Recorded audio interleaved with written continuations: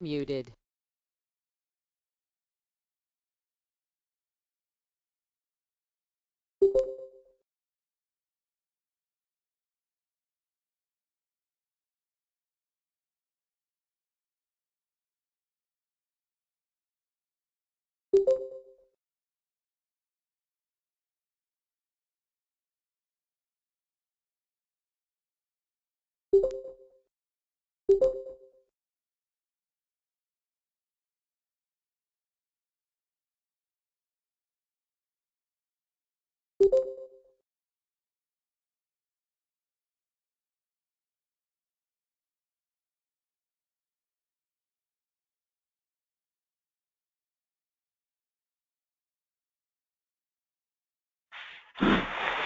Good afternoon, everyone. This is Mary Kreigel. Thank you for joining us for our webinar today on the Block Boundary Suggestion Project for the 2020 census. I am really glad to see lots of folks on the phone. I will tell you that this is a very important project, and I think it flew under the radar for a lot of folks, and the timeline's really tight. So if you get nothing out of this webinar today, there's one thing that you need to know, and that is if you want to be involved in looking at the block boundaries at the county levels in your areas, we need to know by Monday. So those that want to participate will need to send an email to Leslie Zolman, that's LZOLMAN@mt.gov, and it will be posted at the end of this presentation as well. But we need to know who wants to be part of the participating group that will review these boundaries, and hopefully by the end of this webinar you'll understand why it's as important as it is. The second thing you need to know is just some housekeeping things that we have. We are recording this conversation, so by state law you need to know that. We are using that for the purposes of posting it later online, but that's part of that. And the third thing is that if you have questions, we are not able today to respond to the chat function. We just haven't got the staff here to monitor that. So again, if you would send your questions to Leslie Zolman@mt.gov, if you have things that follow up from this presentation, we will let you know, respond back, and then those questions that are applicable to the whole group we'll send out as well. End of housekeeping. Again, thank you so much for joining us. I know that we sent this email out to 800 folks. 147 of them had opened the email, and so if there are other folks that you are aware of that you're concerned after this webinar, you want to make sure they're aware of the implications of this project, feel free to forward that email, call them, send them a letter, whatever. But we need to know by Monday the folks that need to be involved. Why is this important? I keep saying it's important. Let me tell you why it's important. This is a project out of the U.S. Census Bureau that was signed into law back in 1975. And since 1980, the Census Bureau has allowed states to participate in actually making suggestions on these block boundaries. In the past, those suggestions were all paper-based. This is the first time ever that we are using a software-based suggestion project, and it's called the Geographic Update Partnership Software, or affectionately known as GUPS. The interface tool is affectionately known as Guppy, so you'll hear the word GUPS in relationship to all this. These suggestion boundary lines are going to be all put in for Montana using this GUP software, and it has to be through one file. So even though we will do things at the county level, the final submission of these suggestions to the Census Bureau has to be done through the software. And again, I want to stress suggestions because these are areas that the Census Bureau will review. They make the final determinations on the lines to keep and which ones not to keep. So again, the more documentation, the more information that we can provide as to which boundaries lines are the critical ones that we need will be very important. On your screen, you will see this first slide that talks a little bit about the project, reiterating some of the things that I would have mentioned. Across the top, we have a number of tabs that show the different aspects of this program. So I'm going to ask Leslie to go ahead and go to the second tab, which is this redistricting process itself. So the phase that we're in right now is this redistricting data program. The Census and Economic Information Center at the state of Montana is the redistricting liaison to the Bureau. That's a governor's designation. It is a nonpartisan position, and the job of this liaison is to make sure that folks have understanding about the census, that they have an understanding of this redistricting process, and particularly an ability to be involved in the line process. So why do you care? What difference do the lines make? Well, the lines make a big difference because $4 trillion over the decade, this past decade, was designated across the United States based on census population. And how are census population determined? They're determined based on the building blocks of the census for those areas. And this literally is the block boundary project. Every line that is drawn, every block that is made is the foundational element that drives your towns, your school districts, your precincts, your CDPs, your voting districts.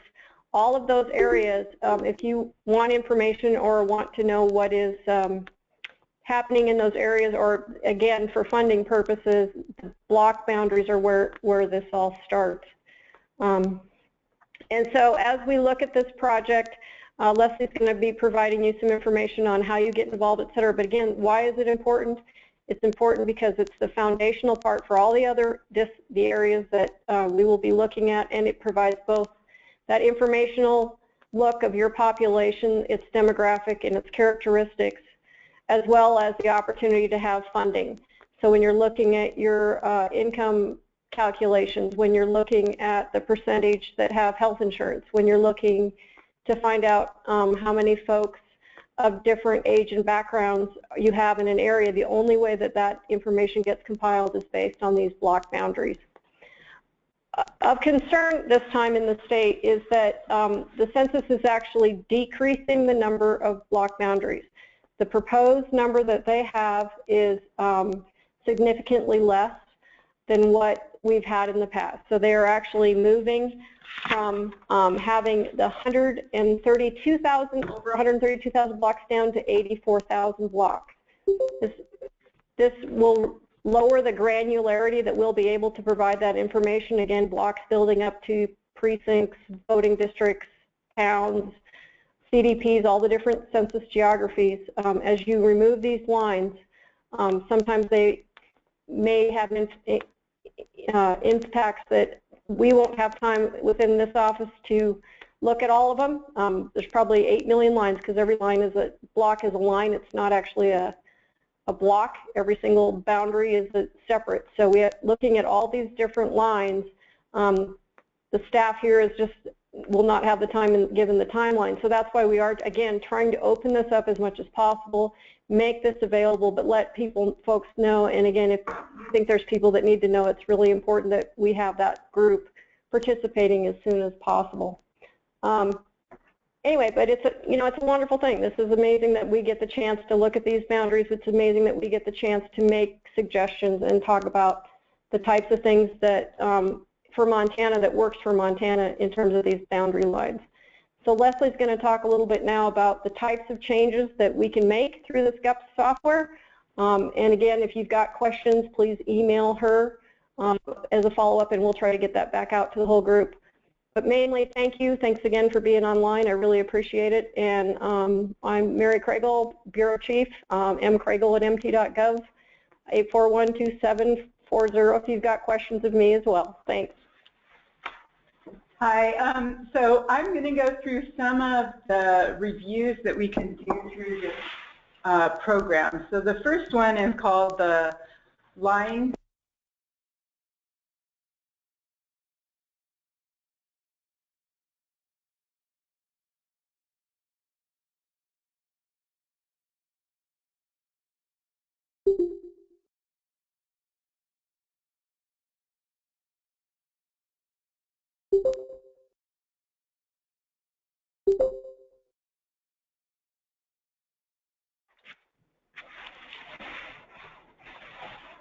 Sorry about that. I guess our phone muted for a moment. So the linear feature review is something that you can do to just add or delete features. The next review you can do is an area landmark and hydrology review, and that's basically adding area landmarks, which are things such as parks, correctional facilities, military bases, airports, cemeteries. Close it. Sorry. I guess we have more people than our webinar is allowing here, so I'm sorry if you can't get in on the internet. So area landmark review, then we have legal boundary review, which many of you have been involved in that process through BASS, which Megan Burns, who is also here with us from the State Library, helps with that program.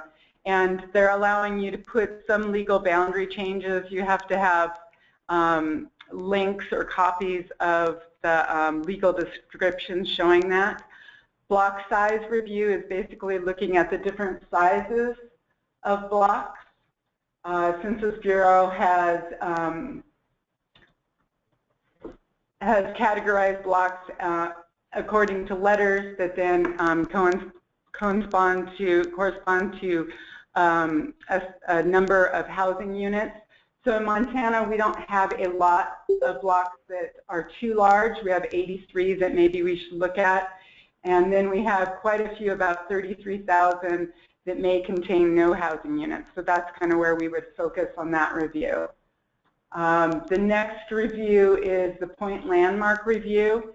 And that is a very limited review because that goes back to another database that Census pulls from, so we can be involved in that, but it's not something that we probably will need to spend time on.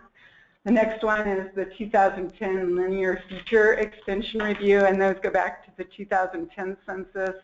And if certain areas were marked as hold or don't hold, and I'll explain that a little later. But we don't actually have any of those in Montana, so that's not something we need to do. And then the last one is the block area groupings delineation review, and that I don't have to do that one either. So those are the basic reviews that are involved within the block boundary suggestion project. And again, the emphasis being that, you know, they're taking away a lot of these lines, so really the review of looking at which blocks now are going to be much bigger is a key piece of this phase of the project. So then the next tab on this interface is called suggesting changes. So if you guys want to be involved, how do you do that? How do we facilitate you making changes? So like Mary already said, we do have a deadline set of March 14, which is Monday, to make these changes by. And on this page here, we do have a link to email CEIC, and that will go to my email directly. And all we need to know, we don't need to know what changes, we just need to know that you are wanting to be involved in this and what counties you would have an input into. And that's for us to be able to just kind of manage who is going to make changes in what county and who we still need to talk to so we don't leave anybody out. So how do you determine where you make the changes? There's a link here to a very detailed software guide that explains in detail all of those review processes I just gave you. So you can look at those things. We also are having a webinar this Friday from 9 till 12 that the Census Bureau is doing specific for Montana. So you can join that, and that will give you a chance to ask us and also the Census Bureau questions of how to specifically get involved. The next tab here is county involvement. So like Mary said, we're the liaison for the state of Montana for the redistricting project. And we are the only ones that can submit the files with their suggestions to Census. However, if you are a county, you can work on our behalf within your county, and we have the ability to give you not only the GUP software, which is what manages the changes in this program, but also the county files. And again, there's some links in this page. You can contact me by mail to get, or by email, and I can send you out or send you a link to download the software. The webinar we're having on Friday, you don't have to pre-register, but there are, and I'll show you later in our timeline link, there is a direct link to that webinar, so you can join us for that. And you can also, there's a link here to contact us about getting those files directly. So I think I put my email in here quite a few times, so hopefully you guys won't have a hard time trying to navigate that. Next thing we'll look at is our timeline. And there is a link here to a detailed version, which I will just open up real quick for you guys. And this is basically our timeline. It includes things like the link for today's webinar, teleconference, Friday's webinar, and throughout the whole project, so you can see when the deadlines are. And again, today's webinar we will be recording and we will post it on the CEIC website for those folks that weren't able to attend. And then we have links, and this page really has all of the data, the training that's available. So we have a link to a participant guide, which is this guide, which is 100, almost 200 pages long, which details out step by step a lot of these different reviews you can do and what's involved. We also have a similar guide if you want to, if you're a county and you are more comfortable using GIS files, it's possible to do that. It is, there's some very strict guidelines that you have to follow to be able to do that.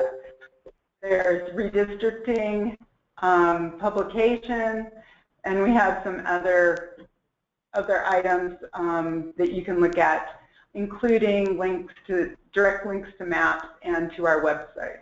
And I just want to jump in too. For those counties that want to do it, again, we can take the GIS input into the software, but it does have to be submitted as one file. The other tricky part about all that, of course, is the coordination. So if in Yellowstone County, the county folks are working on it, and the city of Billings folks are working on it, and the city of Laurel folks are working on it, there's a little bit of how we coordinate all those different changes to make sure that we're submitting, not crossing out other people's folks as we come up with this final submission into the Census Bureau. So think about that as you guys are working within the individual counties on how we can make that as inclusive as possible at the start of review so that we can minimize those places where we have conflicts. Go ahead. I don't even know where it is. Okay, so we'll look at maps in just a moment. The last tab on here is about a 2020 Census Redistricting briefing. And we're going to have some of the top people in the Census Bureau involved in redistricting coming out to Montana on April 19th to do a presentation for us, and it'll give you a chance to talk with them. This will be after the deadlines for this project to submit the boundaries, but about the other future projects getting ready for 2020 census. April's before May. He's coming before the final deadline for this, but only a week before, so I think that our opportunity, again, the overall deadline for submitting changes is this May, and so April doesn't give us time to, put him on the, Mr. Whitehorn on the, Director Whitehorn on the carpet, but at least he's coming out to talk about it and also emphasize why the census is so important overall, but particularly in Montana, with the way the blocks are being reduced, with the way that the next 2020 census is going to be largely, they're hoping to do most of it through the internet. For our rural state and our ability to do broadband, those are questions that we have an opportunity with having Director Whitehorn in the state to discuss. Okay, so now as a GIS person, my favorite area of this interface is the maps. So there are 4 different maps that we put to try to help you guys understand what the changes are, where are the boundaries, and hopefully it's easy enough to navigate without having to have GIS software. So the first one is simply a map that shows where are the new boundaries. And so we don't have to draw out all 8,000 or 80,000 boundaries. You really have to zoom in to get them to draw. So I will just zoom into an area. It has to be about the city level.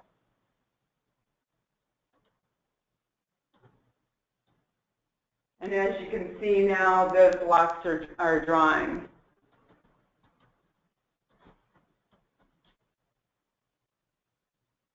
And you can click on one of these and it does give you some information, but again, very limited. The biggest thing is the number of housing units. And the block size is categorized as I. And if you look at that user guide that I showed earlier, I think it's page 115 at times, it gives you a detail about that. I know that because somebody from Yellowstone County asked me earlier today. So that's one of the maps you can use, and it covers the whole state. Just zoom into the area that you're interested in looking at. So there's another map. It details the 2020 boundaries and the 2010. So like Mary said, there are about 36% of our blocks are being taken out between last census and this coming one. And we can zoom in again on Helena.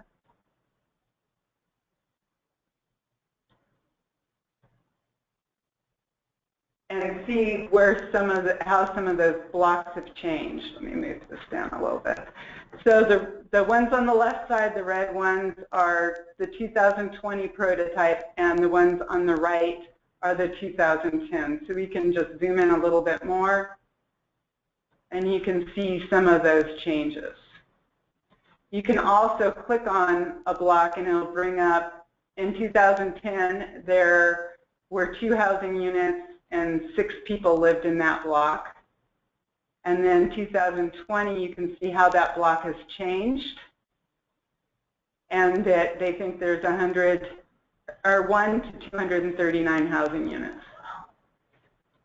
And then we have another map, which may not be that useful for you guys, but it was requested, is what's the difference between the track level. So that's taking the blocks, and those fit into the block groups, which then fit into the track. So this is a bigger look. Some of our counties are an entire block or a track. So on this one, we can go into this little tab for layers, and we can turn off the 2010 and 20 layers, and that leaves us with the changes. So as you can see on the track level, we don't have a lot of big changes. Up here, Flathead Lake is the biggest change, but it's in the middle of the lake, so it really won't affect most of us.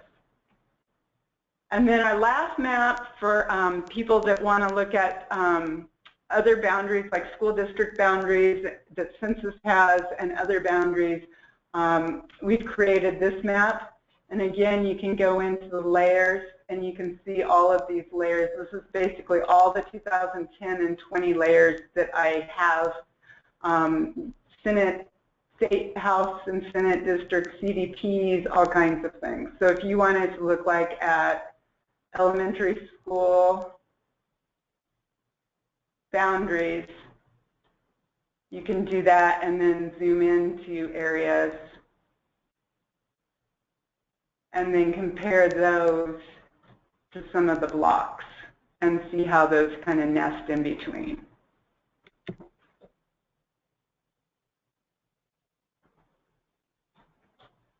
So that's kind of our short overview.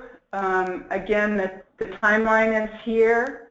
I wanted to also point out that if you go to ceic.mt.gov, you will find our website. And if you click here under Maps, and then again under our featured maps, That's where you can find that big story map that I just went through, which should have all of those details that you need. So this first one that says 2020 census. And also on our website, if you go to contacts here, you will see all of our contacts. And my information's on here along with Mary's. I am going to be the one that's helping to facilitate these changes, suggestions. And there is one other thing that I did not mention, which is in our timeline, and that is that if you do not have GIS and you want to make changes, you can contact our office, and what I'll be doing is scheduling go-to meetings with individual groups. Hopefully you have gone through some of the maps we have and have a good idea of what you want to do for your changes.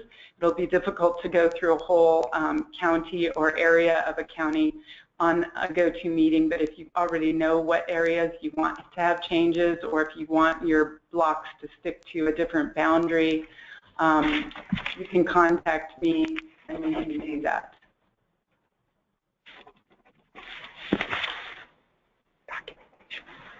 The other thing, which I think I mentioned briefly, was if you have any boundaries that would normally fall under BAS and they're legal boundaries, you can make those changes through here, but you need the proper documentation.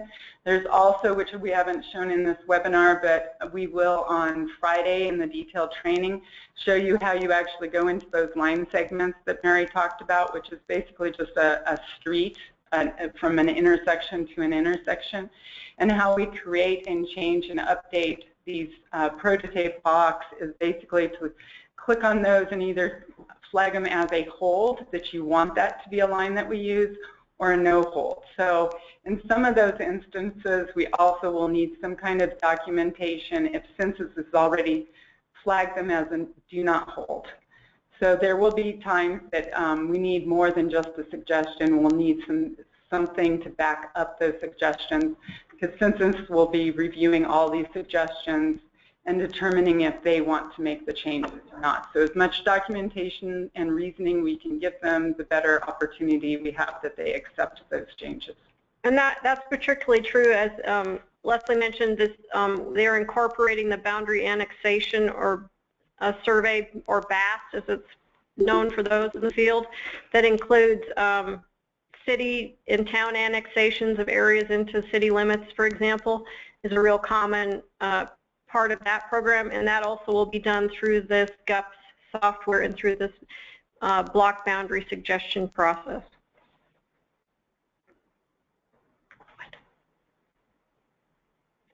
Unmute them. So I'm going to unmute all of you guys, and if there are any questions to do with this, hi, Joel Lampton. Let us know. You can shut the... Could I ask, is the email LeslieZ@mt.gov? Yeah, it's, let me put that up again. It's L like Leslie, Z like zebra, OLMAN @mt.gov. Okay, thank you. Are there any other questions?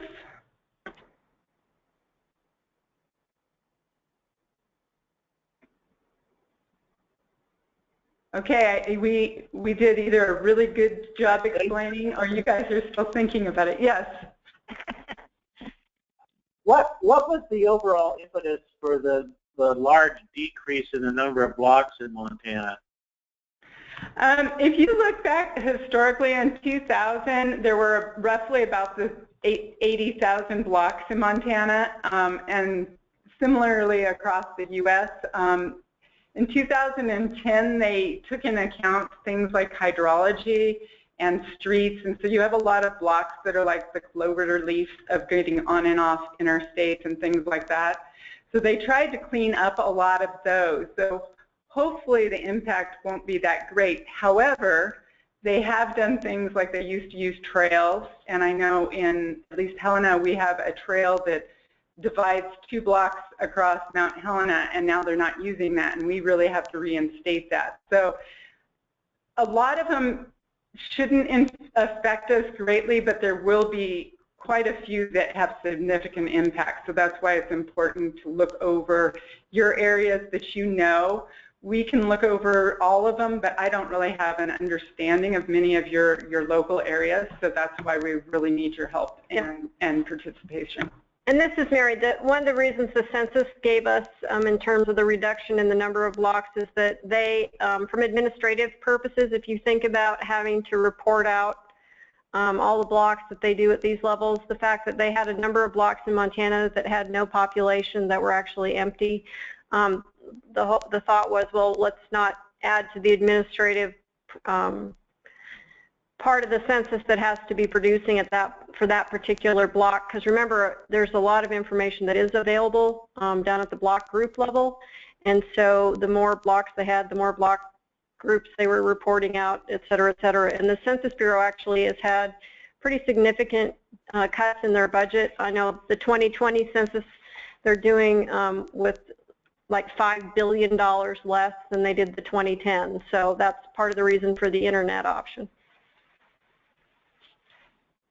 Thank you. One other question. In any of the tables, is there any kind of a rough summation, like, for instance, you know, Lewis and Clark County used to have X number of census blocks. Under the new proposal, they have this number of blocks, something like that? Yeah, we don't have that, but I can calculate that. So if you guys have any questions like that, just email me and I can run those numbers and let you know.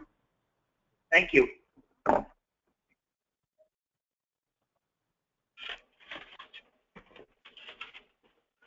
Anybody else?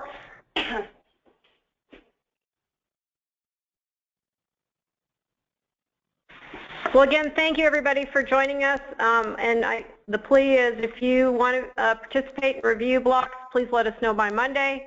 If there's folks that you think need to care about this, let them know as quickly as possible. And again, we'll leave this contact information up, but we so appreciate this partnership across Montana on the behalf of the census. Thank you.